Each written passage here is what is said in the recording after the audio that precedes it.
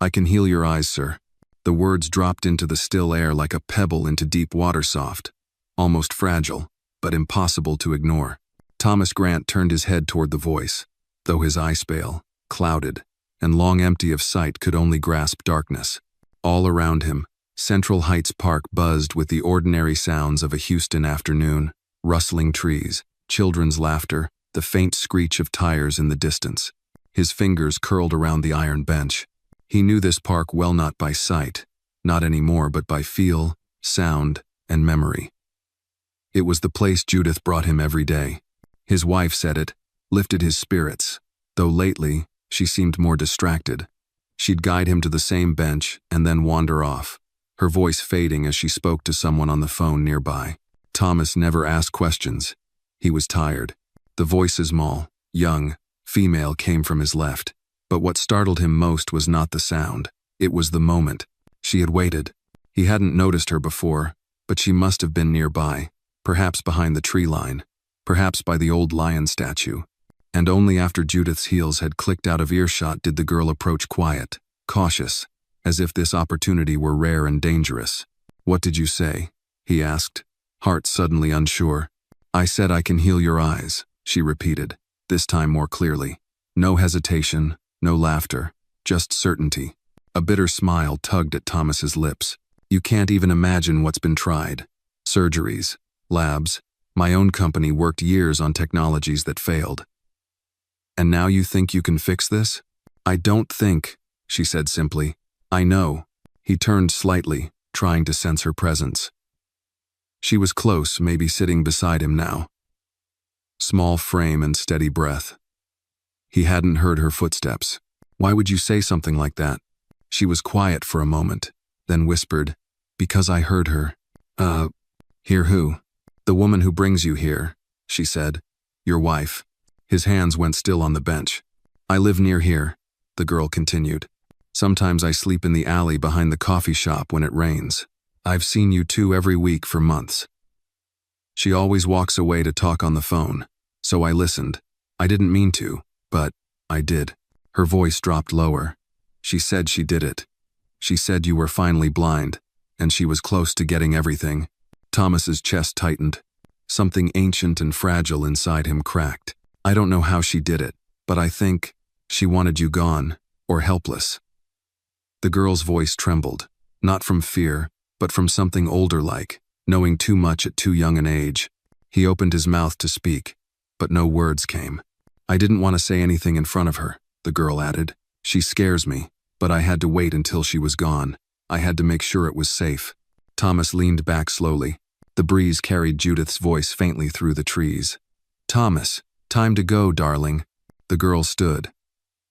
He could hear the soft rustle of her worn shoes on the concrete. "I'll be here tomorrow, same time." She disappeared as quickly as she came. Thomas didn't move, not when Judith's familiar perfume drifted closer, not when her hand reached for his. His mind stayed behind with the little voice that saw through more than his blindness, and the promise she carried like a flicker of light inside the dark. For the first time in a long time, Thomas wondered, what if he hadn't lost everything? What if someone still saw him? Thomas Grant did not sleep that night. He sat in his leather armchair, surrounded by shadows that did not end when he closed his eyes. In the silence of his luxury penthouse high above the pulsing lights of downtown Houston, he relived every word the girl had spoken, every soft note in her voice, every pause that felt intentional and full of truth. The stillness of the room was too complete, not a sound from Judith. She hadn't returned to their shared suite after he had said he was tired. Just a note. Had to take a late call. Sleep well. Jay. He didn't reply. Instead, Thomas sat in darkness, his fingers pressed together, palms sweating, a strange sensation for a man who had once controlled billions in assets, made decisions that changed lives with a word. He hadn't felt powerless then. But now he was left to wonder whether the greatest betrayal of his life had happened right under his nose, or rather, right in front of his blind eyes. That morning, Judith's routine was unchanged. She helped him dress, her touch efficient but devoid of warmth. She mentioned a lunch meeting she would have to step away for, apologized in a rehearsed tone, and let him out like always, her heels clicking rhythmically against the marble hallway. He said nothing. In the car, silence again. When they reached the park, she guided him to the bench with practiced ease and said, "Back in a bit, darling," before walking off toward her usual spot near the stone hedges. He listened carefully. No girl. Not yet. He waited, heart pulsing, palms still damp. He counted the seconds, then the minutes. Birds chirped, people passed. A child screamed joyfully in the distance, and then faint footsteps approached barefoot, or close to it. "Sir?" Her voice was different this time, quieter, as if worried someone else might hear. "You came back," he said, trying to mask the relief in his tone. "I told you I would," she said simply. He turned toward her. "What's your name?" "Jada." "Jada," he repeated. The name felt warm on his tongue. Human. Solid. "How long have you been watching us?" "A while." There was no guilt in her voice, no embarrassment, just truth. "I thought she cared for me," he muttered. "Maybe she did," Jada offered. "Once, but now she's planning something. I heard her say she has a lawyer ready. She said once your board thinks you're no longer capable, she'll take over everything." Thomas let out a breath through his nose, slow and controlled. "I knew something was wrong. I felt it. But you telling me, it changes everything." She shifted on the bench beside him. "I don't want anything from you. I just wanted to warn you. You should know." "I appreciate that," he said genuinely. There was a pause. Then she added, "And I meant what I said yesterday. I can help you. You're 10 years old, maybe 11. What makes you think you can help a blind man?" He meant it kindly, but it came out sharper than he intended. "I don't mean it like doctors do," she said. "I don't have machines or medicines, but sometimes I feel things. I know things about people.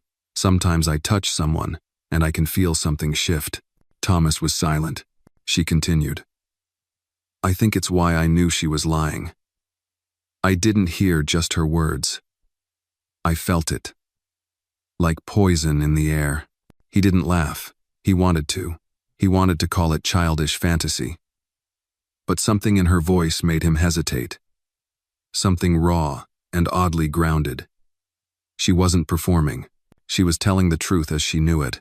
"I felt people change before," she said, "but never someone like you." "Like me?" "Sad," she whispered, "but still waiting." He swallowed hard. "You could run," she said. "You could leave her. You're rich, right? Go somewhere else." "I can't just vanish, Jada. There are contracts, there's a board, there's reputation, and I can't see. That makes people nervous."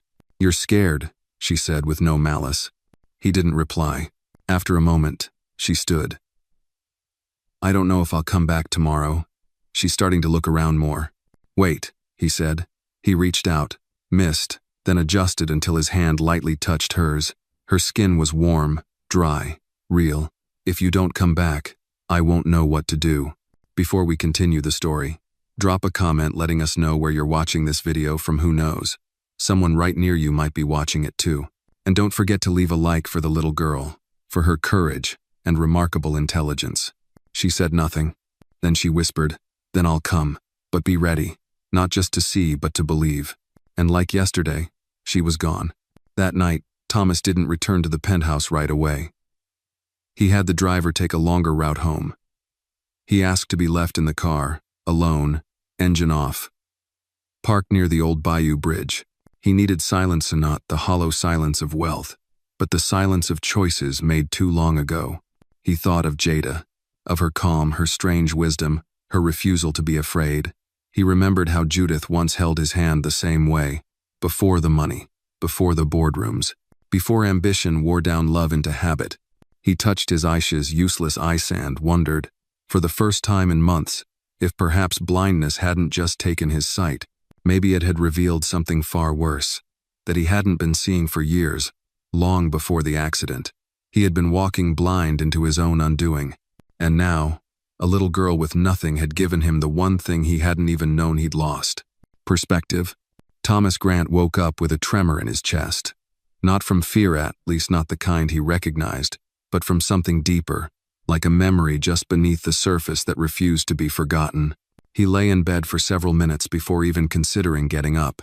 The voice of the little girl Jadaechoed in his mind. Be ready.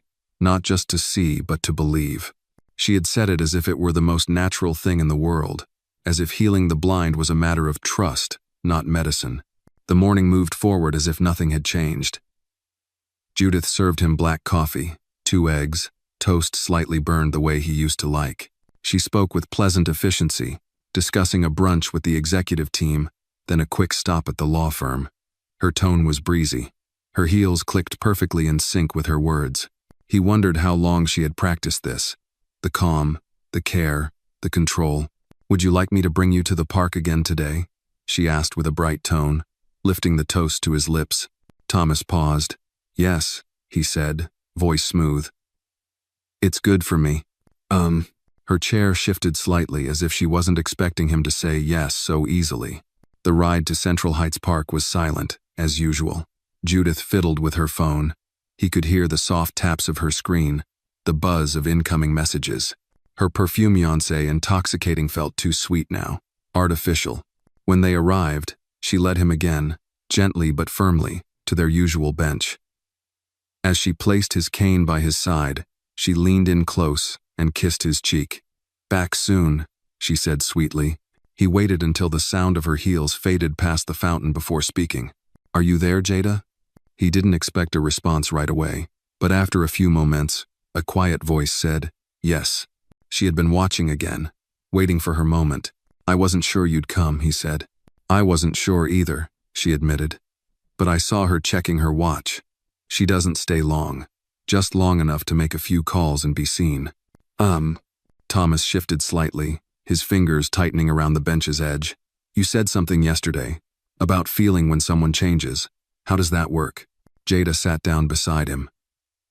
He could hear the rustle of her coat too thin for the season, maybe worn through at the elbows. I don't know, I just sense things. It's like there's a part of people that glows inside, and sometimes that glow gets dark or cold. Some people flicker, some people burn bright and then go out. Thomas was silent. She said slowly, your glow's quiet, but steady, like it's been buried under a lot of dust. He laughed softly, a sound that surprised even him. Dust is about right. She shifted closer. Do you remember what it was like before? Before the accident? Before everything, when you were happy? He wasn't ready for the question. It hit him like a forgotten song on an old radio, familiar, intimate, painful. I don't know, he said honestly. I remember moments. Laughter with my son when he was little. Judith. Back when we were real. My work used to mean something. We built things. Created. It was simpler then. You miss that? Yes. There was silence. Then she asked, what would you do if you could see again? Thomas tilted his head, considering. I used to think I'd want to read the news, watch the market, get back to work. But now, I think, I'd want to see people's faces. Just to know if they match their words. Jada didn't speak for a while. Then she said, sometimes people's faces lie, too. He turned toward her voice. But yours doesn't, does it? She didn't answer that. Instead, she asked, can I show you something? He hesitated. What do you mean? Not something you look at, something you feel. She gently took his hand, turned it palm up, and placed something into it. It was small, round, cold at first, then warming in his grasp.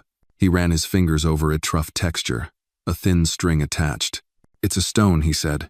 Sort of. It's from the creek under the bayou bridge. I wrap them in cord, I find. I give them to people who need something to hold when they feel lost. He squeezed it gently. It's beautiful. You can't see it, she said.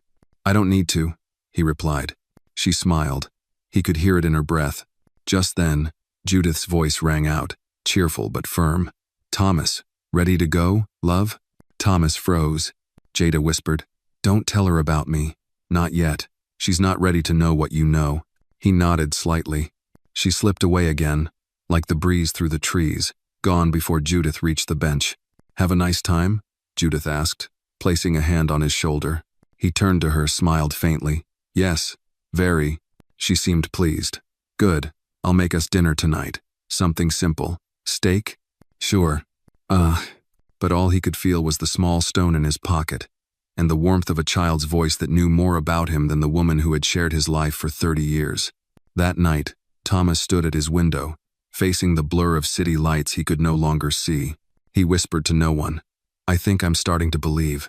It rained the next morning, not the kind of thunderous downpour that drowns the city in chaos, but a slow, steady drizzle that blurred the skyline and made everything feel quieter. Judith complained softly as she pulled the umbrella from the coat closet, muttering something about her suede shoes and the inconvenience of wet weather. Thomas said nothing.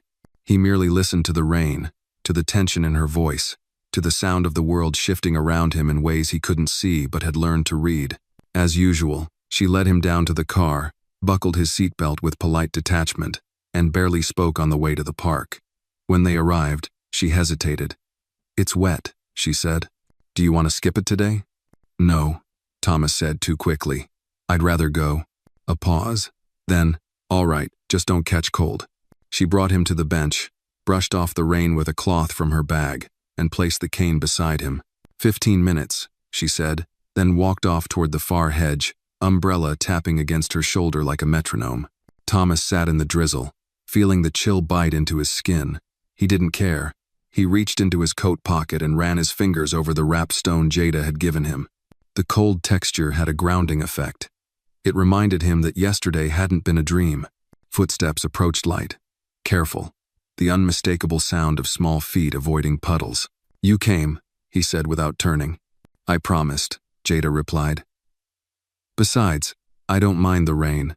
It makes people move slower. They don't notice me as much." He smiled. "Clever." She sat beside him, and for a while they said nothing. The sound of rain on leaves filled the silence. Then Jada spoke. "Can I ask you something strange? Stranger than a little girl offering to heal a blind man?" She giggled. "Fair point." He waited. "Have you ever felt light?" Thomas turned slightly toward her. "Felt it? Not seen it?" "Yeah," she said. "Like, not with your eyes, but with your skin, or your chest, like something warm moving through you." He considered. "Maybe once, years ago, when my son was born, I was holding him, and I remember feeling something inside me crack open, like sunlight through a window I didn't know was there." Jada nodded slowly. "That's it." He didn't ask how she understood something so abstract. He just accepted that she did. "I think people carry light," she continued. "Some carry more than others. Some lose it. Some never find it." "And you?" he asked. "I don't know," she said softly. "I think I see it in others more than I feel it in me." There was a sadness in that, a loneliness too mature for her age. "You're wrong," he said. "You carry a lot more light than you realize." She didn't respond, but he felt the bench shift slightly as she leaned closer. "Your wife," she said carefully. "She's not just taking your company. I think she's scared of you getting better." "Why?" "Because if you do, you might leave her." Thomas said nothing. The thought had crossed his mind, uninvited, unwanted, but it was there. Not out of spite or revenge, but from clarity, from waking up. "Jada," he said, "what do you want from all this?" She was quiet for a long time. "I don't know," she said finally. "Maybe I just want to matter to someone, even for a little while." "You do," he said firmly. She nodded, though he couldn't see it. Then she reached for his hand again. "I want to try something. Just trust me." He offered his hand without hesitation. She placed both of hers around it, gently, firmly. "Close your eyes," she said. He almost laughed, but obeyed. "Now breathe." He inhaled, slow and deep. "Think of that moment you told me about. Your son, that light." Did. And then something shifted. It wasn't magic. It wasn't a miracle. But something inside him softened. The rain faded. The sounds dulled. And he felt something not quite warmth, but presence. An awareness he hadn't felt in years. As if his body remembered being whole. When he opened his eyes, useless though they were, he was crying. "I didn't see anything," he whispered. "But I felt, I don't know, peace." "That's a start," Jada said. He squeezed her hand. "Thank you." She stood. "I have to go. Your wife is watching today." Thomas turned his head instinctively. "How do you know?" "I can feel her," Jada said. "Her light flickers when I'm near. It gets cold." Then she slipped away. Thomas sat in silence, the rain tapping softly on his shoulders, the stone in his pocket growing warm in his hand. Judith returned moments later, voice tight. "You're soaked. Why didn't you call me?" He didn't answer. She sighed, wrapping the blanket around him. "You'll catch pneumonia out here." He leaned into her arms with practiced stillness but said gently, "Judith, why don't you ever sit with me anymore?" She paused, just long enough for him to notice. "I want you to have your quiet," she said quickly. "You need space to think." He nodded slowly, but the thought had already planted itself, not just a seed of doubt but of knowing. And the girl who had placed it there? She carried more light than anyone he'd ever known. Thomas Grant had never thought much about how he walked. For most of his life, it had been automatic on foot, then the other, propelled by certainty and purpose. But since losing his sight, each step was deliberate, cautious, measured like a man counting the edge of his own fading dignity. That morning, however, he felt different. There was something in his chest, a thrum, a quiet sense of forwardness. He couldn't explain it. Maybe it was the conversation with Jada the day before, or the moment when he felt something move within him like dust shaken loose from a forgotten light bulb. Whatever it was, he woke up determined not to sit on that bench all morning. He wanted to walk, to feel the world again. Judith was uncharacteristically quiet on the drive to the park. He could tell she was watching him in the rearview mirror, but she didn't say much. No talk of meetings, no affectionate banter, only silence, measured and thin, like a thread about to snap. At the park, she helped him from the car, adjusted his coat collar, and placed his cane in his hand. "Same bench?" she asked. "No," he said. "I'd like to walk a little today." She hesitated. "It's still damp. You sure?" "I am." He felt her fingers press briefly against his shoulder, then slip away. "Don't go far. I'll be over by the hedge." He nodded and took his first step. The walkway was slightly uneven. Stones shifted from years of root growth beneath. Thomas moved slowly, feeling out each patch of ground with the tip of his cane. His ears tracked every noise, the soft flutter of pigeons, the wind brushing through tree branches, and somewhere, faint and far, the voice of a young girl singing under her breath. He turned slightly in that direction, just enough to listen. But the sudden cry of a toddler nearby startled him, and he lost his footing. One wrong step. His cane hit a shallow dip between the stones, and his balance shifted violently. His foot slid out. His body tilted sideways. And then impact. Pain exploded in his wrist as he hit the ground hard. His hip slammed into the edge of a concrete step. Breath knocked from his lungs. He tasted blood. A sharp gasp escaped him, and he lay there, frozen by the sting, by the shame, by the brutal reminder that no matter what light he might be discovering within, his body was still fragile, still blind, still breakable. "Mr. Grant." The voice rang clear, high, and urgent. Small hands touched his back gently, then his arm. "Don't move yet," Jada said, her breath close to his ear. "I saw you fall. I was coming to find you." "I'm fine," he muttered. "No, you're not," she said with calm insistence. "Your hand's bleeding. Your wrist looks swollen. Just help me sit up." She did, carefully, slowly, as if she'd done it before for others, maybe for herself. He leaned back against the cold base of the park's old war monument, breath shallow, pain burning up his side. "I didn't see the drop," he said, bitter. "Stupid mistake." "You didn't see anything," she said. "That's not stupid. That's just real." He gave a dry chuckle. "You're too honest for your age. And you're too proud for yours." The words hit him harder than the fall. She pressed a folded cloth against her sleeve against his bleeding palm. "We need to get this cleaned. You might need stitches. I can call someone." "No time," she said quickly. "She's coming." He turned his head. "Judith?" I heard her voice. "She's looking for you." Sure enough, within seconds, Judith's heels clacked fast and sharp across the stone path. "Thomas." "Oh my God, what happened?" Jada vanished swift as shadow behind a bench. Thomas sat up straighter, pain flaring. "I tripped," he said. "Misjudged the edge." Judith was instantly at his side. "You shouldn't have walked alone. I told you this path isn't safe." "I needed to move," he said calmly. "We're going home," she said. "Now." This is too much. I should have hired someone. He bit back a reply. As she helped him to his feet, he gritted his teeth, bracing against the sharp pain in his hip. He leaned heavily on the cane. I'll call Dr. Sandler. We'll stop by his clinic. No, Thomas said. Take me to the house. She hesitated. But you? I said house. Her silence said more than words. She led him back to the car, this time with firmer hands, her tone clipped. In the back seat, Thomas held the blood-streaked cloth in his palm and stared blindly ahead. He knew Judith would use this moment. As evidence. As proof. Another step in her plan to portray him as incapable, frail, unfit to oversee anything. Not his company, not his fortune, maybe not even himself. But something had shifted again. Not broken, just bent. Like a bone realigning. Back at home, while Judith busied herself on the phone, likely whispering to a lawyer or a doctor, Thomas sat alone in his study. He opened the drawer of his old oak desk and found what he hadn't touched in over a year. A recorder. He pressed the button and spoke softly into the mic. This is Thomas Grant. If anything happens to Maeve, I am declared mentally or physically unfit. I want this on record. I have not lost my mind.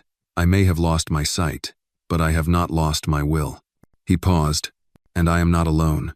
There is a girl named Jada. She's not a hallucination. She's more real than anyone else in my life right now. Oh. He clicked it off and placed it in the drawer. Then, reaching into his coat, he pulled out the stone she had given him.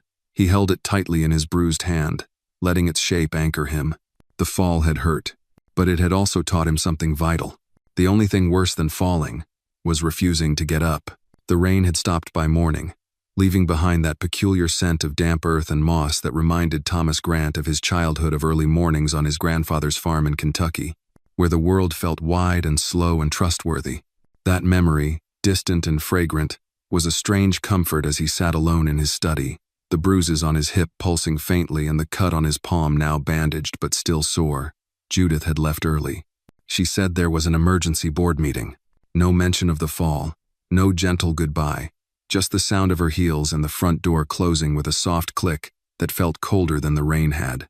He had replayed her conversation on the phone last night, her voice, low, clipped, speaking to someone named Carl. Yes, the fall helped. No, he's not resisting. Yet. Just give me 2 more weeks. 2 more weeks. It echoed in his skull like a countdown to erasure. She was preparing her move, and so was he. He dressed himself, carefully. A task he hadn't done entirely alone since the accident. It took twice as long, and he winced at every tug near his ribs. But he did it. The shoes were mismatched. He could feel the subtle difference in the soles, but that didn't matter. He needed only one thing this morning: to meet Jada again. When the driver pulled up out front, Thomas used his cane to feel his way down the stairs. The driver, a young man named Miguel, jumped out to assist, but Thomas held up a hand. I've got it, he said. Miguel hesitated. Sir, are you sure? Positive. Just take me to Central Heights Park, west entrance. Thomas arrived 20 minutes early. It was quiet, the city still rubbing the sleep from its eyes. He settled onto the bench carefully, feeling the warmth of the morning sun on his face. No Judith.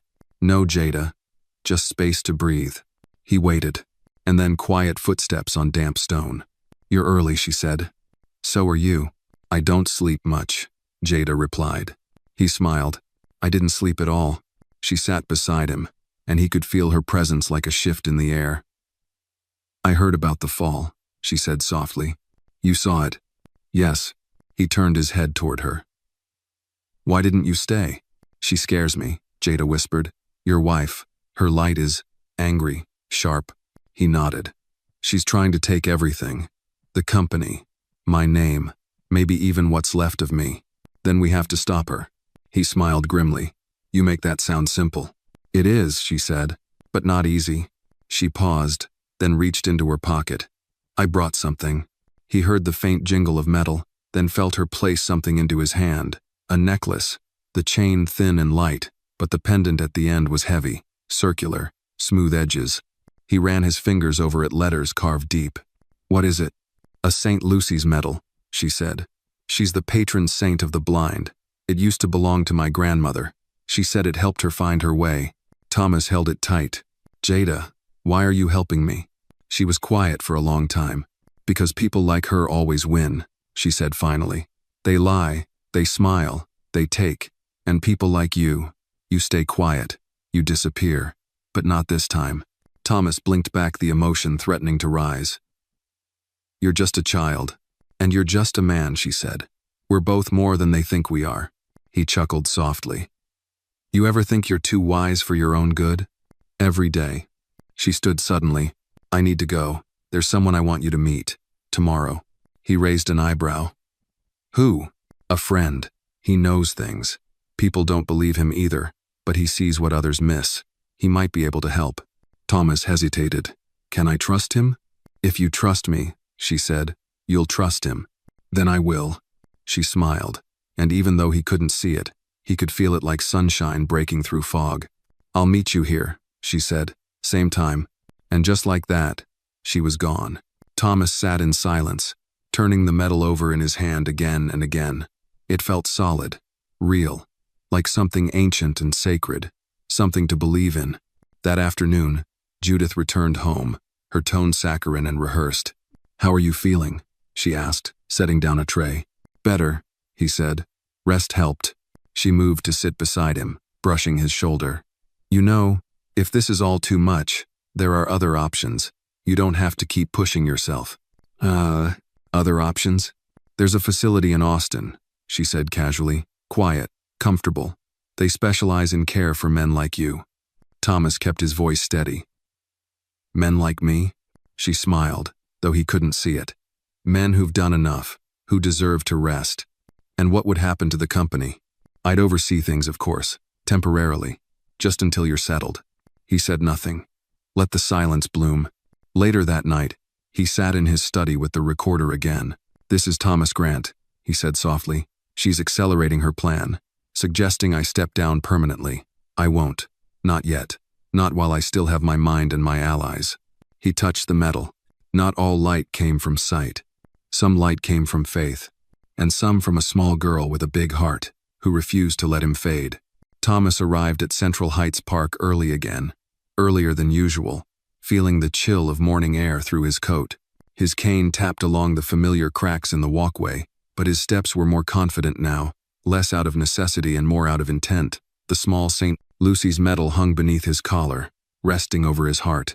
He touched it every few steps like a rhythm, like a compass. He settled on the bench, his body still sore from the fall days earlier, but the bruises were fading. What wasn't fading was the quiet fire inside him, something Jada had stirred awake. Each day, her words carved through the fog Judith had wrapped around his world. This morning would be different. Jada had promised someone would come, a friend. Someone who sees what others miss. Thomas didn't know what to expect. A doctor? A street preacher? A child like her? The air shifted, and he heard footsteps. Not the light, soft rhythm of a child, but firm, deliberate, adult, work boots, by the sound. The man sat down beside him without a word. The bench groaned under the weight. Silence settled. You're Thomas, the man said after a moment, voice deep, rough, like gravel over stone. I am. She told me you might not believe me. Try me. The man took a breath. I'm not a doctor. I'm not a priest. I don't fix people. I find things. Thomas turned his head slightly. Things? Truth. Motives. People's weak spots. A detective? No, the man replied. Worse. I used to work for people like your wife. That made Thomas straighten. I was an enabler, the man continued. I helped people bury things, evidence, secrets. They paid me well. Until I saw one too many lives crushed for a payout. And now? Now I try to stop it before it gets too far. Thomas was quiet for a moment, then asked, What did she hire you for? The man hesitated. 2 years ago, Judith approached my former firm, wanted intel on the board, dirt on key shareholders. She called it contingency planning. Thomas tightened his grip on the bench. I never knew. You weren't supposed to. That's how these people work. They move slow. They soften the ground before they strike. And you? I left before I took the job, but I remembered the name. Then a few weeks ago, a little girl shows up at a food pantry where I volunteer, smart as hell, asked questions. Said her friend was in trouble. Thomas smiled faintly. Jada. Yeah, Jada. What now? Thomas asked. Can you help me stop her? I already started, the man said. You were right to be suspicious. I traced a few things. Judith's been moving funds, small transfers, offshore accounts through shell names. Her lawyer, Carl Ramsey, is ex-corporate fraud. She's planning a declaration of mental incompetence that says you've been confused, disoriented, even paranoid. She's documenting it, building a case. Thomas took a deep breath. How long do I have? A week, maybe 2, before she files. And you? Why help now? The man didn't speak for a while. Then he said, because I ruined enough lives before. I owe the universe some balance. And because Jada believes in you, that kind of faith, it's rare. I figured I'd better find out why. Thomas nodded slowly. What's your name? Just call me Walker. All right, Walker. So what do we do? I'll send you files, hidden recordings, statements. You'll need a lawyer that works for you, not her. I know someone. Good. What else? You need to act normal. Let her believe you're still half broken. Let her get confident. Meanwhile, we build our case. Thomas's fingers traced the St. Lucie medal beneath his shirt. I'm not a fool, he said. I know I've been quiet too long. Passive. But that ends now. Walker stood. That's what I hoped to hear. He turned to leave but paused. And Thomas watched the nurse she hired last week, Jennifer. She's not who she says she is. With that, he walked off, boots crunching softly over damp gravel. A moment later, smaller, lighter steps approached. You met him, Jada said, sliding onto the bench beside him. I did. He's intense. She grinned. He's kind, just doesn't know how to show it. He told me about you, how you found him. I asked around. People trust kids with questions more than adults. They don't see us coming. Thomas shook his head, awed. You shouldn't have to do this. Neither should you. They sat in silence for a long moment. A dog barked in the distance. Somewhere, a bike chain rattled. I've got a war coming, Thomas said quietly. I know, Jada replied. But you've got soldiers now. He turned toward her. You're more than that. She smiled. Maybe, but we fight better together. She stood, adjusting her backpack. I'll see you tomorrow. Same time? He nodded. Same time. As she walked away, Thomas leaned back on the bench, bruises dulling but heart steady. The enemy had a name, and so did hope. Jennifer knocked softly on the door to Thomas's study before stepping in without waiting for a response. Her voice, warm and well-practiced, filled the room. Good morning, Mr. Grant. Time for your medication. Thomas sat by the window, hands resting calmly on the arms of his chair. He didn't turn his head. He didn't need to. He could feel the shift in the air the moment she entered, the faint scent of gardenia, the careful pause before her footsteps crossed the rug. It was all part of her routine. And his. Leave it on the tray, he said quietly. You should really take it now, sir. It's already past 9. I'll take it shortly. Jennifer hesitated just long enough to mark her unease. She placed the small cup of pills and glass of water down with more force than necessary. Judith wants to make sure you're on schedule. The new dosage is important. I haven't noticed any difference, Thomas replied. Except that I sleep more and think less. She said nothing to that, only cleared her throat and said, I'll check back in an hour. As she walked away, Thomas listened carefully to the door click shut, then reached beneath the chair cushion and pulled out a second cup, empty, clean, identical. One he'd used to secretly dispose of his medications for 3 days now. Walker had warned him. The pills might be tampered with. Too much sedation could be used as false evidence of cognitive decline. He dumped the untouched pills into the empty cup, capped it tightly, and slipped it into the drawer beside the voice recorder. Every piece mattered now. Every detail had weight. Later that morning, Walker's courier arrived posing as a book delivery from the Blind Veterans Audio Library. Thomas smiled at the cleverness. Judith had long since stopped checking his packages. She assumed he was too far gone to care. Inside were 2 flash drives, one labeled Accounts and the other Audio. Walker had promised evidence, and it was here, hidden in plain sight. He called Jada that evening, using the burner phone Walker had slipped into his coat earlier that week. She answered on the second ring. You okay? She asked without greeting. Fine, he said. Nurse Jennifer is being watched, and the audio's here. I'm going through it tonight. Want me to come by? Not yet, too risky. But soon. There was a pause on the line. I hate waiting, Jada muttered. So do I. They ended the call, and Thomas spent the next hour listening with headphones, rewinding several times when Judith's voice, his wife's voice, confirmed everything.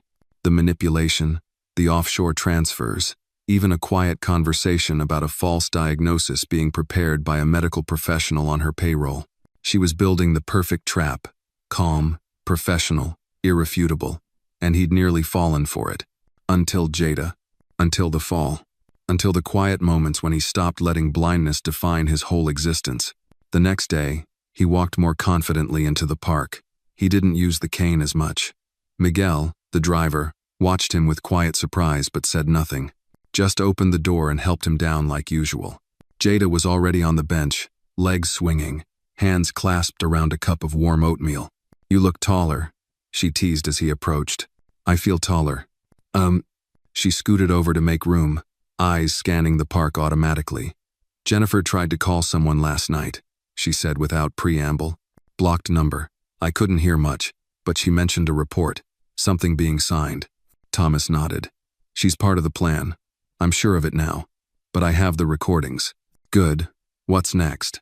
I meet with Walker's lawyer. She's discreet, aggressive. She knows corporate warfare better than Judith ever will.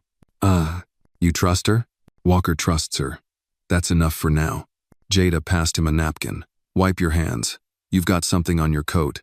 He chuckled. You're more nurse than my nurse. Speaking of, I saw Jennifer at the pharmacy this morning. She bought something.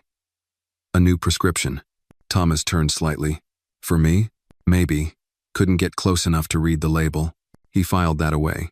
Another detail for the pile. It was all coming together. Now pieces of a puzzle being laid out by a girl with eyes too sharp for her age, and a man with a conscience built from mistakes. They sat in silence, the air warming as the sun climbed higher. I keep thinking, Thomas said after a while, about how easy it is to lose yourself. 1 minute, you're building something, a company, a family, a life. And the next, you're just surviving it. Jada nodded solemnly. That's why people like your wife win. Because they count on you forgetting who you are. Not anymore, he said. I've remembered. She smiled, not just with her lips but with her whole presence. Then you're ready. Ready for what? To take back what's yours. He reached into his coat and touched the metal again. A habit now. A reminder. Then he said something he hadn't dared speak aloud until now. She loved me once. I believe that. But now? Now she only loves power. And I was in the way. Jada said nothing. Just reached over and placed her hand on his. Then it's time to move. He nodded, steady and clear. They stood together, an unlikely alliance forged in secrecy and pain, bound by trust and a sense of justice that went far beyond the courtroom. The storm was coming, and this time, he wouldn't be caught beneath it. He'd be the one calling the lightning. The law office didn't look like much from the outside, just a brick townhouse wedged between a florist and a bail bondsman on a quiet street downtown. No gleaming glass tower, no polished marble floors. But when Thomas Grant stepped through the door, leaning slightly on his cane but walking taller than ever, he felt something shift. The receptionist, a woman with a smoky voice and the scent of lavender, greeted him warmly. Mr. Grant, Miss Price is expecting you. Right through that door. The room beyond was narrow but neat, filled with leather-bound books and sunlight cutting across worn hardwood floors. At the far end, behind a cluttered desk with a brass nameplate reading, Naomi Price, ESQ, sat a woman with a sharp chin, silver streaks in her black hair, and eyes that missed nothing. She stood when he entered. Mr. Grant, she said, shaking his hand firmly. It's an honor. Thomas took the chair across from her. I'm not sure honor is the right word. I'm half blind and nearly robbed blind. Price sat, flipping open a file already thick with papers. Yes, but you're still standing. That counts. They got down to business quickly. Walker had already provided her with the audio files and financial trails. She had cross-checked them against recent corporate records, traced suspicious account movements, and identified 3 board members Judith had likely influenced with financial promises. She's meticulous, Price said. admiration laced with disgust. Started planting seeds more than a year ago.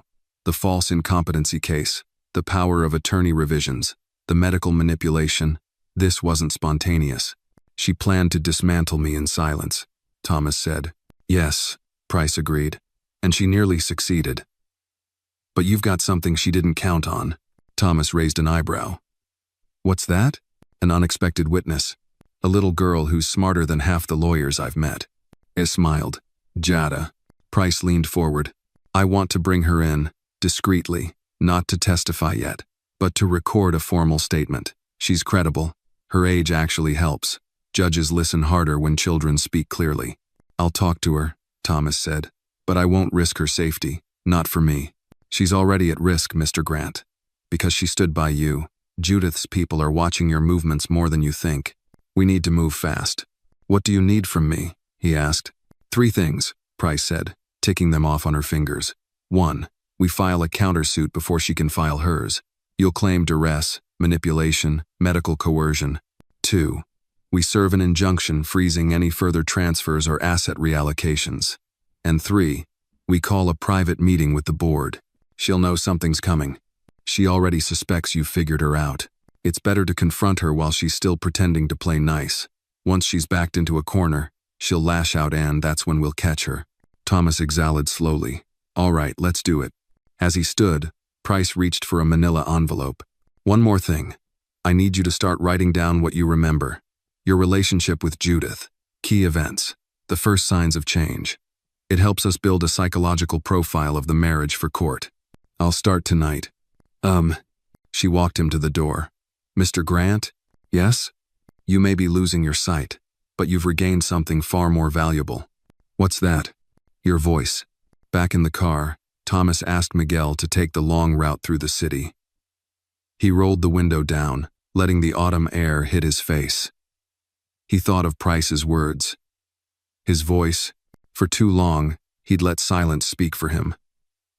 Let others decide what he felt, needed, deserved. No more.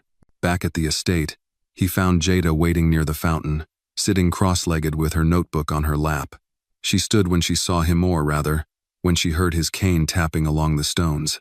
You're early, she said. So are you. She smiled. How was the lawyer? Sharp. Dangerous. On our side. Jada nodded approvingly.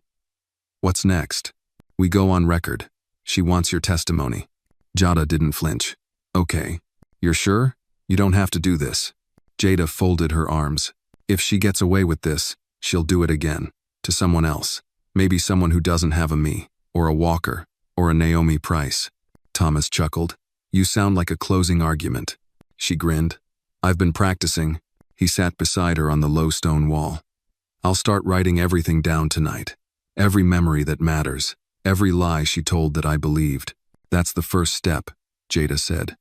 Truth always starts with memory. They sat in silence. The wind rustling through the tall hedges. The world quiet except for the occasional chirp of a bird or hum of a distant lawnmower. Do you think she ever loved me? Thomas asked suddenly. Jada was quiet for a moment. Maybe, but power is louder than love for some people. They forget who they were to chase what they think they deserve. He nodded slowly. That's what I became, an obstacle to her empire. Then let's remind her, Jada said, standing, that the man she tried to erase isn't done yet. He smiled. Not with bitterness, but with resolve. He wasn't done. Not by a long shot. That evening, as the sky shifted from steel blue to violet, Thomas stood at the window of his study, his fingertips brushing the cool glass. He couldn't see the sunset, but he could feel its warmth pulling away from the world. Behind him, the house was still. Too still. Judith had not returned, which wasn't unusual anymore. Her nights were increasingly late, her explanations thinner, her excuses mechanical. He welcomed the silence now. It gave him time to write. On his desk lay 3 pages already filled in his tight, slanted handwriting. His hand ached from the effort, but his memory poured out clearer than he'd expected. The first year with Judith, her charm, her ambition, the late nights building the company together.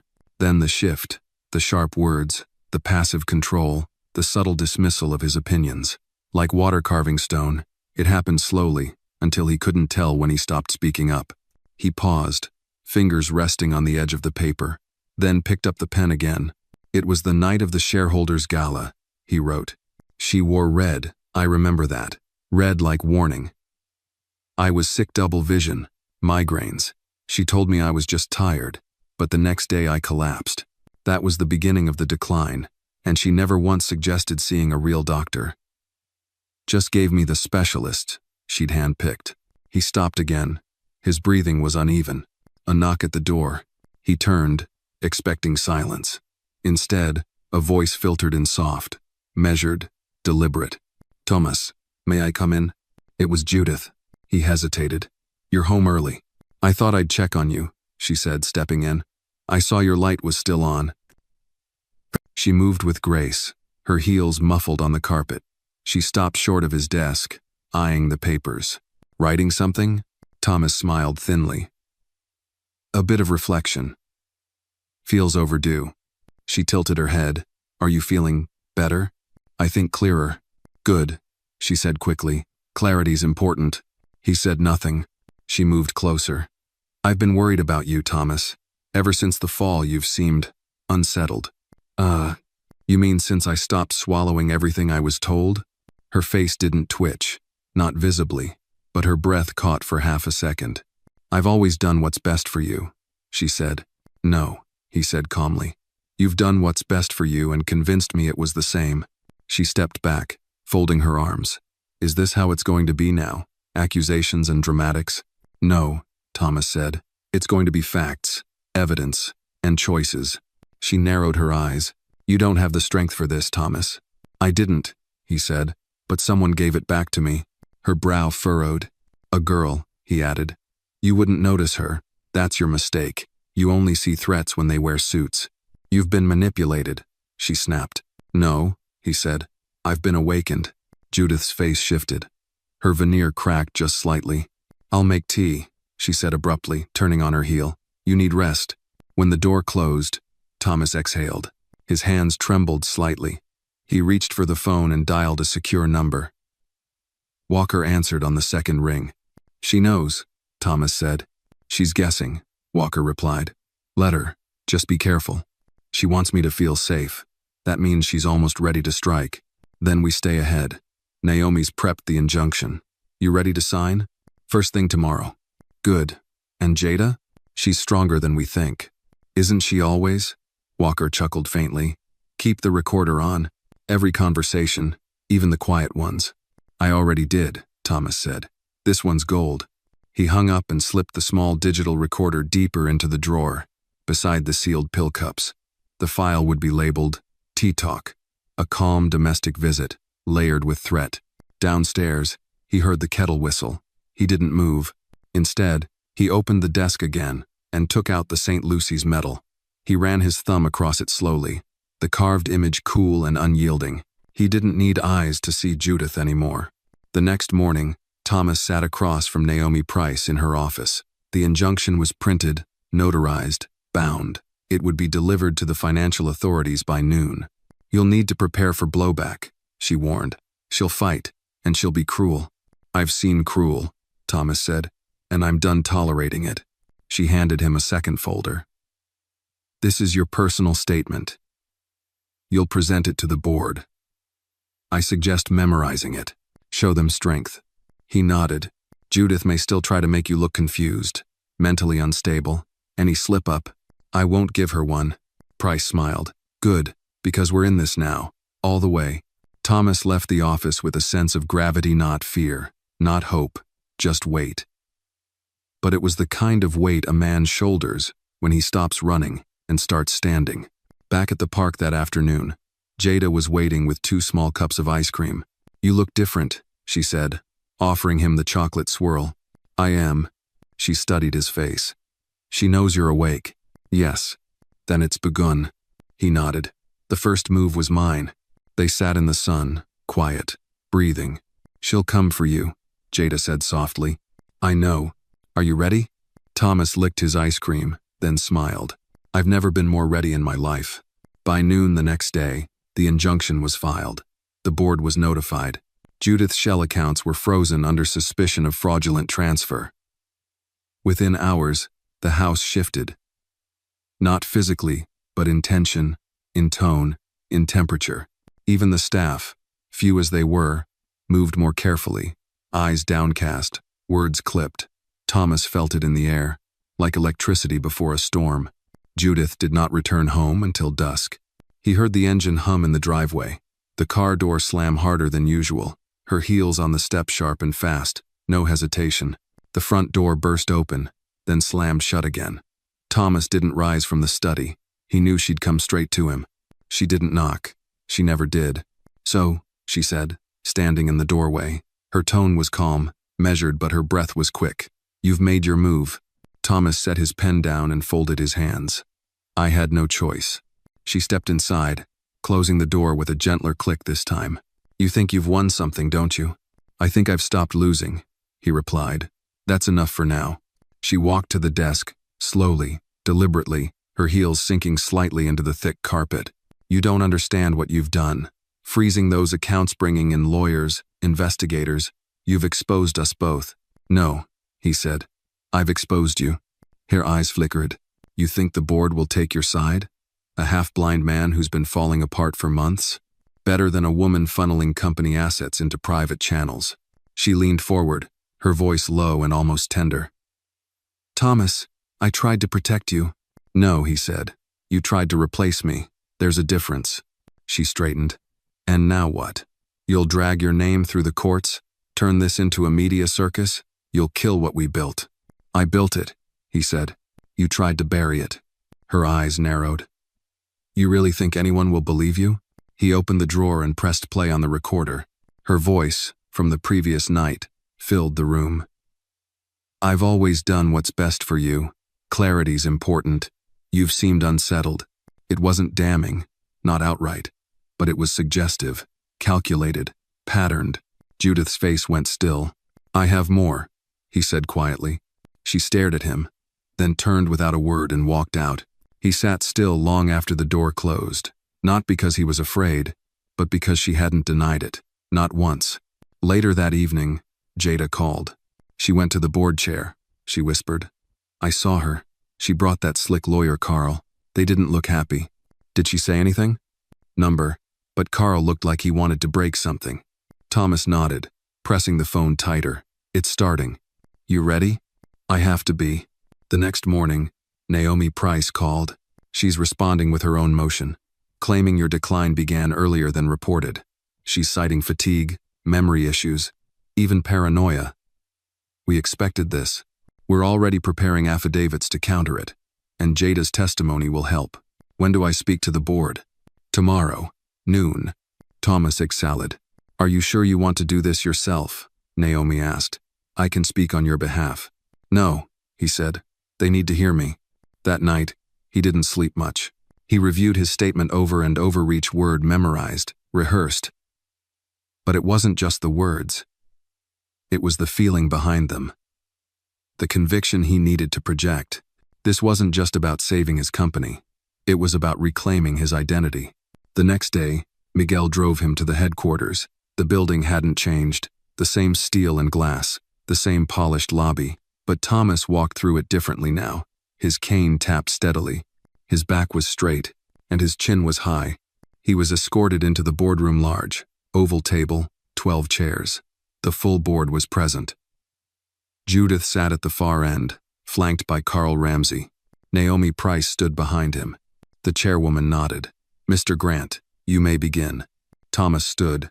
His hand rested lightly on the chair's back. His voice was clear, steady. "For months, I've been silent, partly because of illness, partly because I trusted the wrong people to speak for me. But that ends now." He paused, looked toward Judith. "Someone I trusted, someone I loved, has worked behind closed doors to declare me unfit. Not because I am, but because my presence was inconvenient to her plans." Judith's jaw tightened. She built a case on manipulated evidence, sedative medications, and silence. "But I have rediscovered my voice, and I'm using it to tell the truth." He turned back to the board. "I may be blind, but I see more clearly now than I ever did. And what I see is corruption, betrayal, and a quiet attempt to steal everything I've built." He laid out the facts, the audio files, the financial records, the statements Naomi had collected, and Jada's accountant eyewitness to the very conversations that exposed the betrayal. He ended with this: "I didn't ask for this fight, but now that it's here, I won't back down. Because the company we built together, it deserves integrity, and so do I." Silence followed. Then the chairwoman spoke. "We'll deliberate. You'll receive our decision within 48 hours. Judith didn't look at him as he left. Outside, in the sun, Thomas let the air fill his lungs. He didn't know what the board would decide, but he knew this. He had finally, truly, stood up. 2 days passed with the weight of silence pressing on every hour. Thomas spent most of the time in his study, alternating between dictating thoughts into a digital recorder and listening to old jazz records that once soothed his mind during the earliest years of his success. The music, once background, now felt like company voices that didn't judge, rhythms that reminded him who he used to be. Jada came each afternoon. She didn't talk much. She didn't need to. She simply sat with him, sketching on a pad, humming quietly. Her presence, like the jazz, reminded him of something steady, something real. She didn't ask him if he was nervous. She didn't have to, but she did ask him once, as the sun dipped below the skyline. "If they say no, what will you do?" Thomas thought for a moment. "Start again," he said. "Even if it means walking away?" He turned his head toward her. "Justice doesn't always look like victory. Sometimes it's just making sure the world hears the truth before the silence returns." That night, Judith didn't come home. There were no calls, no explanations, only absence. And strangely, the house felt larger, lighter, as if the walls had exhaled. On the morning of the third day, just before breakfast, Naomi called. "They voted," she said without preamble. "It was close, 6-5, but in your favor." Thomas closed his eyes. "I keep the company, you keep everything. They're launching an internal investigation into Judith's actions. She's been suspended from all decision-making authority. Carl, too." He let the words settle, then nodded. "Thank you," Naomi added. "Don't celebrate too loud. This isn't the end. She still has options. She may go public. She may sue. But the narrative has changed. You're not the confused old man anymore. I never was. But now, everyone knows it." After hanging up, he walked to the front parlor and sat down. The morning sun streamed in through the tall windows, casting long shadows across the floor. He didn't feel triumphant. He felt grounded, anchored, like the world had finally stopped spinning under his feet. Jada arrived 30 minutes later. She was already smiling when she stepped through the door. "You heard?" "I did." She bounded over and hugged him without asking. He froze for a moment, then hugged her back. "You did it," she whispered. "No," he said softly. "We did." They celebrated with vanilla milkshakes and grilled cheese sandwiches, ordered from a diner 2 blocks away that had been there since 1963. The kind of place Thomas hadn't stepped into in decades. But Jada insisted it was the only proper way to mark the moment. "Something old, something warm, and no forks needed," she said, grinning. As they sat on the back patio, the city humming in the distance, Thomas took a breath and said, "There's more I want to do." Yada tilted her head. "Like what?" "Start a foundation. For kids like you, smart, invisible, overlooked by the system. Give them tools to be seen." Her eyes widened. "You're serious?" "I am. We'll call it the light we carry." Jada smiled so hard it crinkled her nose. "I get to help name it?" "You just did." Later that evening, Judith finally returned. She didn't storm in. She didn't slam doors. She walked quietly, her heels subdued, her steps slow. She found Thomas in the study, exactly where she'd always expected to find him. "Congratulations," she said, folding her arms. "Thank you." She didn't sit, just stood there, watching him. "You won this round," she said, "but you've burned bridges." "No," he replied. "I've rebuilt mine. You just didn't realize you were never invited to cross again." She exhaled sharply. "Do you really think you're better than me?" "I think I finally remembered who I am, and I like him a lot more than the man who stayed quiet to keep you comfortable." There was silence. Then she asked, "What happens now?" You leave, he said simply. The board has initiated legal proceedings. You'll receive formal notice tomorrow. This house, this life is no longer yours. She stared at him, eyes sharp, jaw clenched. You're not the man I married. No, he said. I'm the man I should have been. Judith turned and left without another word. And when the door closed this time, Thomas didn't flinch. The house didn't echo. The air didn't tremble. It just settled. That night, before bed, he recorded one final message on the small device beside his lamp. This is Thomas Grant. I once believed that silence was strength, that endurance was dignity. But I know now true strength is in standing up, even when the world expects you to fold. My story isn't over. It's just finally mine again. He turned off the recorder. Then, for the first time in months, he slept deeply, peacefully, without fear. The rain came gently, like a quiet apology from the sky, soft and steady, soaking the sidewalks of Central Heights Park where it had all begun. Thomas stood beneath a large oak tree near the west, bench the one he used to occupy in solitude, back when blindness had felt like exile and the world had narrowed to shapes and sounds. Now, he was no longer alone. Jada stood beside him, umbrella in hand, her sneakers wet from puddles, but her spirit unbothered. She handed him a small, crumpled ribbon, blue silk, frayed at the ends. "What's this?" he asked, turning it between his fingers. "My mom's," she said. "She used to say it gave her strength on bad days. I figured, maybe it's your turn." Thomas's voice caught before he could speak. He swallowed hard and nodded. "Thank you," he whispered. The day marked the quiet launch of the Light We Carry Foundation, their first outreach event at a local community center that had nearly closed due to funding.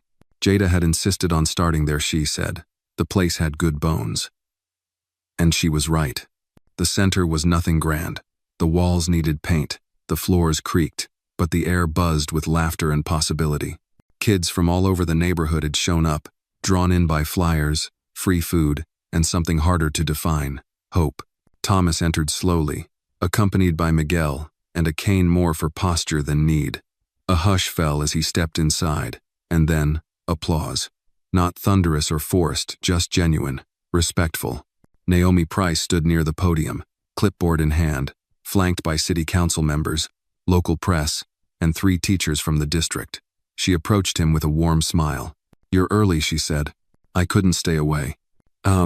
She nodded toward the back where a banner stretched across the wall, painted by hand. "The Light We Carry, Empowering Voices in Silence." Thomas's name was beneath it, but so was Jada's, in smaller but equally bold letters. "Let's make it official," Naomi said, guiding him to the podium. He adjusted the microphone slowly, his fingers brushing the cool steel. Then he spoke. "Months ago, I thought my story had ended, that I'd been written out of the life I helped create. But then a stranger, barely tall enough to see over a table, reminded me that stories don't end, they evolve. They bend, they stretch, and if we're lucky, they begin again." He paused, hearing Jada's breath catch from the front row. "This foundation isn't about redemption," he continued. "It's about recognition. For every child who's been overlooked, for every voice muted by poverty, race, disability, or neglect, we're here to say, we see you, we hear you, and you matter." The applause this time was louder. Thomas stepped back and gestured toward Jada, who approached the podium with a mix of nerves and pride. She cleared her throat and spoke without notes. "I don't have a big speech. I'm not famous. I'm not even tall," she said, drawing soft laughter from the room. "But I know what it's like to be invisible. And I know what it's like when someone finally sees you. Mr. Grant saw me. And then he let me help him. That's what this is about. Helping each other, even when we think we can't." Thunderous applause followed. Jada blushed and stepped down, returning to Thomas's side. He leaned in and whispered, "You just stole my speech." "Good," she whispered back. It was too long anyway. They spent the rest of the day shaking hands, meeting kids, signing paperwork, and watching the community center come alive again. Music played, laughter echoed, and somewhere in that controlled chaos, Thomas felt something open inside him, a kind of healing he hadn't known he needed. Later that evening, after the last guest had left and the rain had finally stopped, Thomas and Jada stood on the center's front steps. The sky was streaked with orange and purple. Wet pavement shimmered like glass. "You ever miss who you were before?" she asked. Thomas thought about it. "No," he said slowly. "But I respect him. He survived long enough for me to find my way back." She nodded. "He'd be proud." He smiled. "I think he is." A soft rustle came from behind a bouquet of white lilies wrapped in newspaper, left by someone anonymous. Attached to it was a note, handwritten in neat cursive. "You found the light. Thank you for carrying it forward." Thomas read the words twice, then handed them to Jada. "Let's keep going," he said. She grinned. "We've got more stories to rewrite." Together, they walked down the steps and into the night, not just survivors of a quiet war but the authors of a new legacy. The following week felt like waking from a dream and stepping into daylight. Thomas walked through his old halsons echoing with silence and found them alive with energy. Files labeled foundation, new mail inviting partnership, even a photographer knocking at the door to capture the story. Doors that closed too long were now open, but every glow carried a shadow. Jada arrived one morning carrying a stack of art supplies. "Kids want to paint their dreams," she said, eyes bright. "We're starting a mural project." Thomas nodded, delighted.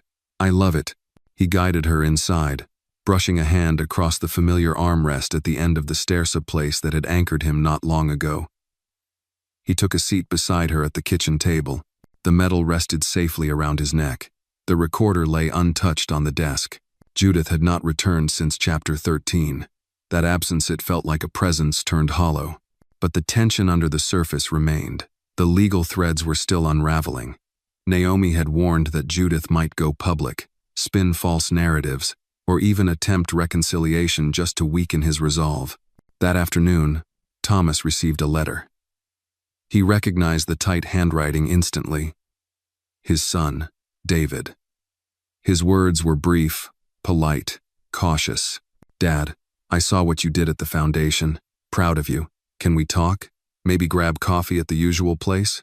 Thomas thumbed the note carefully, the paper trembling in his fingers. For months, the relationship had felt fractured beyond repair, but this was tentative, reaching across the gap. He sat with the note a long moment, then pressed a gentle breath. He would say yes. That evening, he joined Naomi Price at her office. The mood was sober but strategic. "Judith filed a counterclaim," she reported, claiming lost companionship, emotional distress, defamation. "It's messy. She's going for sympathy." Thomas rubbed his temples. "We expected this. She's also arranging press interviews." Naomi paused. One news outlet asked for an exclusive. They want to tell her side of the story, a devoted wife hurt by allegations. He leaned back, deep in thought. "Let's offer our own interview. With Jada, if she'll agree. Let the world hear her message, her voice." Naomi nodded slowly. "We can arrange it. A local NPR feature reaches exactly the audience we want. Do it." That night, Thomas wrote the first letter to David in years, agreeing to meet. His words were simple: yes, coffee. Tomorrow morning. Then he slept deeply, buoyed by the possibility of reconciliation and empowerment, both at once. The sun rose crisp and cool over Houston. Thomas waited at their old cafetable by the window. Kane leaned carefully to one side. When David arrived, he wore the same tentative expression Thomas recalled from a different era, and yet there was something new: respect, or at least curiosity.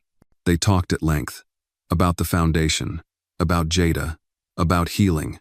David shared grief over the secrets his mother had kept, guilt that he hadn't seen sooner, and pride that his father had reclaimed his life so consciously. Thomas listened more than spoke. He didn't blame, but he didn't erase either. They agreed to try again slowly, honestly. The first handshake felt like rewriting decades of silence. That afternoon, at the Foundation HQ behind closed doors, Thomas watched a group of children dip brushes into paint. Jada directed color onto a blank wall, bright blues, warm oranges, faces emerging from shapes. She painted a girl holding a ribbon, and beside her, a man with a medal around his neck. Their story, their myth, their truth. Thomas felt tears prick at his eyelashes, eyes closed, because sight had never been necessary to know beauty. Just then, Naomi slipped in. Interview is scheduled, Jada's agreed. He looked at her, silent for a heartbeat more. Let the world hear us, he said quietly. Days later, they recorded the NPR segment. Jada spoke about darkness and trust, about being seen and making someone see. Thomas spoke in Bettine about betrayal, faith, and the slow bloom of justice. Listeners would hear the sincerity in his voice and note anger, not regret, but clarity.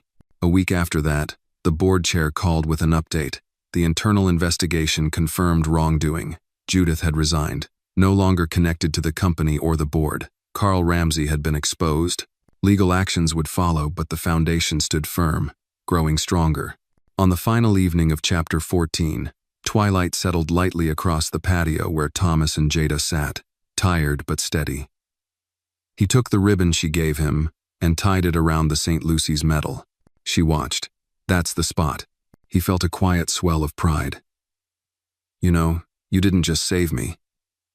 You helped me build something better. She shrugged, but the glow in her eyes said she understood. He tapped the ribbon gently. Together. She leaned in. Always. Outside, the world turned, but inside, beneath the ribbon and the medal, and within hearts once broken, light carried on. The first real quiet in weeks came just after midnight. Thomas sat alone in his study, the city lights dim beyond the window, his cane resting within arm's reach. All around him lay the traces of Progress Foundation letters, newspaper clippings, emails from volunteers. Yet for all the noise he'd overcome, the quiet felt different now, intentional, full of promise, not fear. He reflected on the resilience found in small things like Jada's smile, the ribbon tied to the medal, the foundation walls springing to life with painted faces. Change didn't demand grandeur. It required constancy. And for the first time in years, he felt steady. That morning, news came that moved slowly through the community. A neglected elementary school downtown was shutting down. Budget cuts, low enrollment, kids displaced. Thomas felt that old ache one Jada understood. But he also felt something stronger. Obligation. He called Naomi. She needs help, he said. Right now. Naomi didn't hesitate. Within hours, the Light We Carry Foundation had shifted gears. Meetings were scheduled, volunteers rallied. Funding proposals expedited. By afternoon, an emergency team of community liaisons and educators had formed. The model worked. The mission expanded. That afternoon, Thomas and Jada toured the old school. Empty classrooms smelled of chalk and dust. Hallways echoed with memory, even though the doors were closed. Jada slipped her hand into his. We can bring this back, she said. We will, he assured gently. They envisioned art walls, tutoring centers, after-school programs, meals, mentorship. They sketched ideas into a notebook Jada carried everywhere. Plans that started as whispers now grew. This place would become a Huba second center to amplify light in places people had forgotten. Because power didn't end with one victory. It began with outreach. Late evening, back at the mansion-turned-foundation base, Devishi's former assistant who had stayed loyal knocked at the door, didn't speak before stepping inside. He handed Thomas a letter stamped from his lawyer.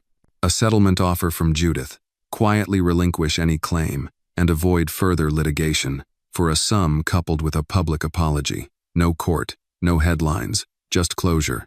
Thomas studied the letter without opening it. He'd expected this. But seeing it triggered something deeper than triumph. It whispered of peace, of finality, of release. He thanked Davis and closed the door without replying. Jada found him in the study, reading quietly. She peered at the sealed envelope. What now? She asked. Thomas folded the letter, set it aside. We decide. Later that night, they sat on the patio again, the ribbon fluttering softly in the breeze. Thomas described his thoughts. A settlement avoids more pain. It spares the foundation from distraction. But I don't know if acceptance feels like closure. Jada looked at him. It's your choice. Closure looks different for everyone. He nodded. I just want to make sure the next chapter starts right. The air was cool, quiet, intencional. He reached across and held the medal between his fingers, the ribbon grounded beneath his touch. Then he looked up. Have I done enough? He asked the silent sky. Or is there more to build? A robin called out from the hedge, its song delicate, resolute. Beside him, Jada whispered, "There's always more, because light spreads." In that moment, Thomas understood the horizon wasn't a boundary, it was an invitation. He nodded and said, "We build, and we invite everyone else to carry it." They sat like that until the stars blurred softly overhead. And together, beneath ribbon and metal and the first stirrings of a new tomorrow, they looked forward to whatever came next, knowing they would face it side by side. The fight had changed them, but they had changed the fight, and light carried on. The morning sun rose soft and pale over the city, filtering through sheer curtains into Thomas's bedroom. He woke slowly, the ribbon-tied metal resting on his chest still warm. The silence felt deliberate, not emptiness, but purpose. He lay still for several minutes before sitting up. The world wasn't visible, but it was vivid. By breakfast, Jada entered with 2 bowls of oatmeal topped with berries. She set them gently on the table. "How do you feel?" she asked, voice steady. "Like possibilities," he replied. She smiled. "Then we're on track." They ate quietly, a comfortable rhythm between them. Thomas thought of Davis's sealed letter. He hadn't decided yet. The foundation grew. The school renovations moved ahead. A settlement felt prudent, but did it risk silencing justice? He shook his head, dismissing worry. He knew what mattered most.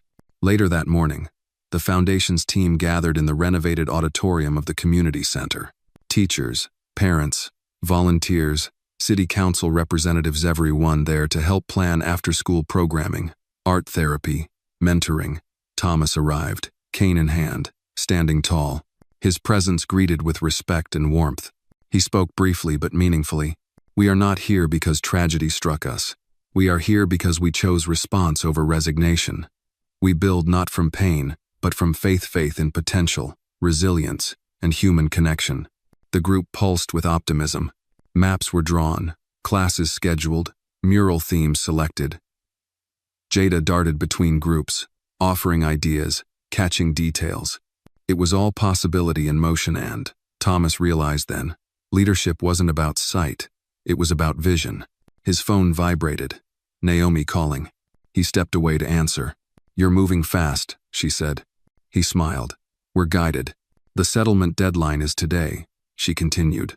"Judith's lawyer expects your answer by 5. He looked at the clock. Almost noon. Plenty of time. "Do I accept?" he asked quietly. "Only if you're done. If you want acknowledgement, closure, move on. Yes. If you want public accountability, a full court case, exposure, then no." He paused. The foundation's sound system had a slight squeal off in the background. Children's laughter echoed faintly through open windows. "I want to build forward," he said, "but I also want the truth to remain. Not vengeance, not spectacle, just transparency."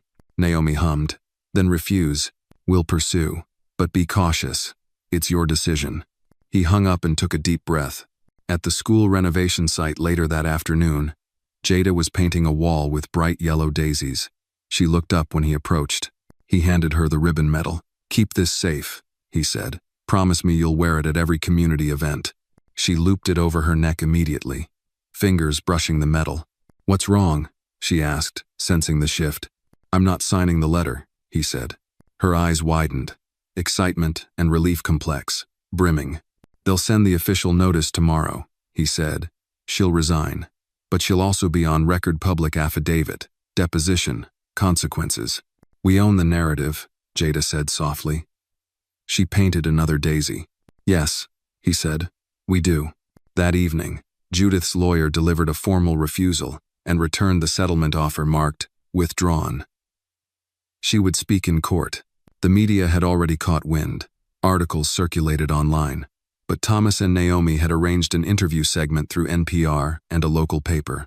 The public would hear his words, Jada's words, a story of restoration, not revenge. At dinner, Thomas read aloud a statement. "For those who listen, I do not pursue this for retribution. I pursue it for truth. So that a child who whispered hope into darkness proves stronger than silence imposed by deception. So that every voice overlooked can one day shape their own narrative." Jada nodded silently, her eyes bright. Later, he recorded another entry. "This is Thomas Grant. I refuse to sign for peace that requires forgiveness without truth. I honor the foundation, the children, and the legacy we build. Justice is not punishment, it's accountability. And accountability is part of building something lasting. He turned off the recorder and left it on his desk. That night, Jada brought out a notebook filled with drawings of mural ideas and messages kids had shared. I matter. My voice is my power. Light is inside us all. Thomas studied the pages, emotions swelling behind loss and triumph. He reached out and gently touched her shoulder. You inspire us all, he whispered. It's your story, she replied. I just helped tell it. He nodded. Thank you, Jada. Together, beneath the lamp's soft glow, they planned the next steps: public forums, school partnerships, volunteer drives. The settlement's death felt less like vengeance and more like permission. Permission to move freely forward, grounded in truth and purpose. Light carried on, and so would they, because what they built wasn't just a foundation, it was a movement, a light too important to dim. Morning sunlight filtered through the tall windows of the foundation's newly renovated hall, waking splashes of color across the mural celebrating hope and resilience. Thomas stood before the wall, cane lightly brushing the floor, ribbons tied around his wrist and the St. Lucy's medal beneath his shirt. Today, a public forum hosted at this center would address community injustice, discrimination, and rebuilding trust. He took a breath, steadying himself as volunteers arranged chairs, parents gathered children, and cameras from a local public station set up. Jada arrived carrying a stack of index cards, questions from kids behind community bars. What is justice? Why do people change? Can light really win? She placed them on his desk, tapping the top one gently. What did you feel when you decided not to sign the settlement? He nodded, reflecting on all that had come before. She squeezed his hand. Soon the small auditorium filled with diverse faces, neighborhood families, educators, friends of the foundation. Naomi Price stood at the side, discreet and ready. When the event began, community leaders introduced Thomas and Jada. They sat briefly together at a small table before Thomas rose to speak. His voice was steady and full, not loud, but clear. You're here because you care. Because justice isn't always about punishment. It's about truth, restoration, and respect, not just for the powerful, but for every person who's ever been overlooked. He paused and scanned the crowd. Eyes met his. He felt recognized. I was betrayed, stripped of sight and trust, but I wasn't erased, because someone believed in me, and I decided not to give up on transparency. He gestured over to Jada. This story isn't just Manate's, hers, and every child who whispers hope when the world expects silence. Applause rose. He nodded and invited Jada to speak. She stood on shaky legs but found confidence as she held the mic. Light is inside people, she said simply. Sometimes it's buried, but honesty digs it out. If one child can whisper truth into darkness and make a difference, all the rest can do it too. More applause. Some people had tears in their eyes. A Q&A followed.